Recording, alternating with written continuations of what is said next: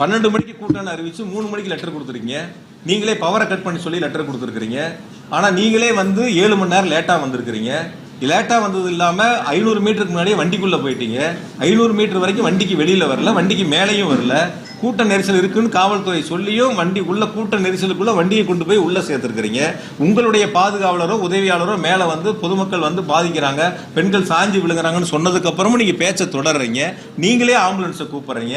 Ambulance வந்த பிறகு நீங்க போறியா நண்பான்னு கேட்குறீங்க. அந்த ஆம்புலன்ஸை நீங்களே அனுப்புறீங்க. அங்கே ஆம்புலன்ஸ் எங்கிருந்து வந்ததுன்னு நீங்களும் ஒரு கேள்வி கேட்குறீங்க. ஆக இது எல்லாம் யார் இடத்தில் கேட்க வேண்டிய கேள்வி? இதெல்லாம் யார் விளக்கம் சொல்ல வேண்டிய இடத்தில் இருக்கிறார்கள்? அப்போ அவங்க கிட்ட இந்த கேள்விகள்லாம் முன் வச்சு அந்த அவங்கள நீங்க தொடர்பு கொண்டு இதற்கெல்லாம் உங்களுடைய விளக்கங்களை சொல்லுங்க. 7 மணி நேரம் ஏன் லேட் ஆச்சு? ஏன் நீங்க வண்டிக்குள்ள 500 மீட்டருக்கு முன்னாடி உள்ள போனீங்க? வண்டி கொண்டை நிறுத்தி 10 நிமிஷம் வரைக்கும் ஏன் மேலே வரல? இதெல்லாம் அவர்களிடத்தில் கேட்டு அவர்கள் சொல்ல வேண்டிய, நிவர்த்தி செய்ய வேண்டிய பொறுப்பு அவங்களிடத்துல இருக்கு. நான் இப்பொழுதும் இறுதியாக சொல்றேன், அரசியலாக இதை எடுத்துக்கொள்ள வேண்டாம். யார் தவறு செய்தாலும் தவறு தான். அந்த தவறுகளுக்கு யார் தவறு செய்தாலும் அவர்களை பொறுப்பெடுத்துக் கொள்ள வேண்டும். அது எந்த கட்சியாக இருந்தாலும் சரி.